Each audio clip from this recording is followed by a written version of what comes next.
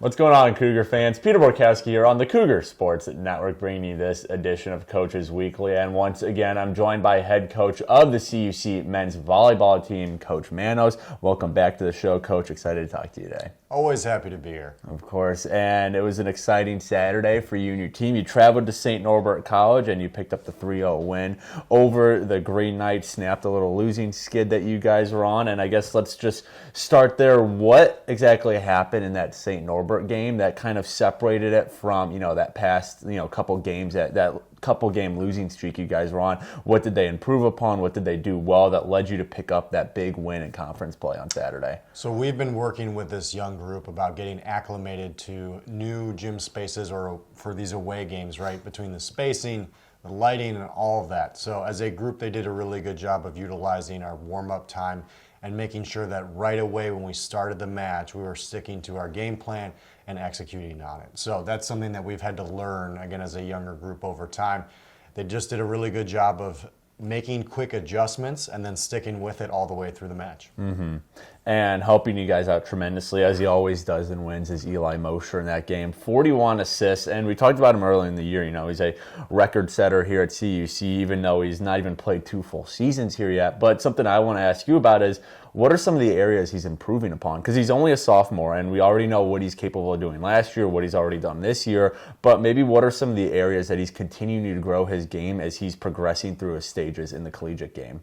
So last year our offense was a little bit simpler in the sense that we had a 1-2 punch that we could go pin to pin, and his role was a little bit simpler, right? This year our offense has had to be a lot more dynamic, has had to change based on our matchups.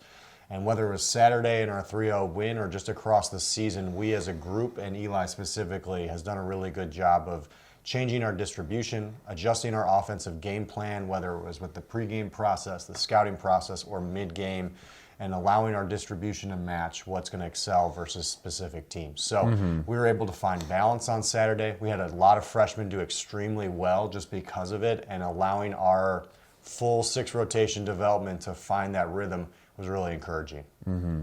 And the season continues tonight. You guys travel to Wisconsin Lutheran College, and it's kind of getting to crunch time at this end of the season. You guys only have a handful of games left. You're kind of right on the fringe of that last playoff spot. So going into WLC, trying to build off that win against St. Norbert, what needs to happen tonight to kind of pick up a little winning streak, and then through the rest of these 5 or so games you have left to hopefully push you guys into that last couple playoff spots?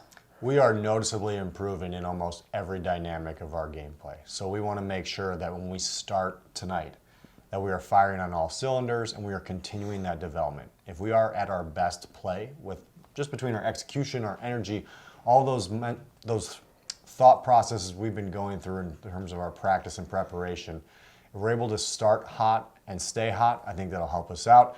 Again, the X's and O's have been something they've done really well as far as adjusting and executing on and just making sure we can continue to build. We're a team that, because of our youth, we might have started a little slow as far as the development phase and just making sure everything's in order. But now that we're firing away, we want to make sure that we can continue along that positive progression and make sure that our guys are doing what they need to do, enjoying the process, and being loud about it. Mm-hmm.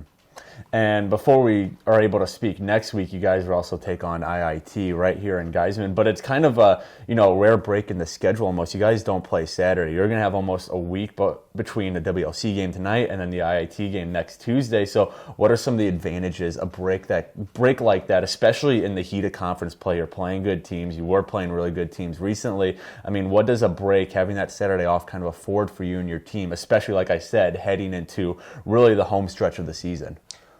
These guys have done really well under individualized instruction. So whether it's small group sessions, film, chalk talks, or just individual work efforts in practice, they've done really well, and we've been able to kind of scale it back in that sense, where we've been able to break things down a little bit more and then sprint at the end of practices with whether it's scrimmage simulations or situational awareness. So I think just allowing their volleyball IQ to grow over this condensed time has really helped, so that when we get into that heavier game workload next week, we can get back into the flow of gameplay, making sure that we are scouting effectively, that we are getting our rhythm based on the scouting report we have, and just getting after it right away. So we feel really good about playing teams who, quite frankly, if we execute, we can do really well against, and we know that. So I think that confidence is boosting, that volleyball IQ is continuing to grow, and I think their hunger for all of that is a big part of it. Well, CUC men's volleyball, they're in action tonight at Wisconsin Lutheran College. That's a 7 p.m. first serve time. And then they're back here in Geisman Gymnasium next Tuesday against the Illinois Institute of Technology, also at 7 p.m. Coverage for both those games can be found at our website, cucougars.com. Coach Manos, thanks again for joining me today. Good luck tonight and on Tuesday, and I look forward to talking to you again next week. But until then, this is Peter Borkowski, sign off of the Cougar Sports Network, and wanting to say, as always, go Cougars!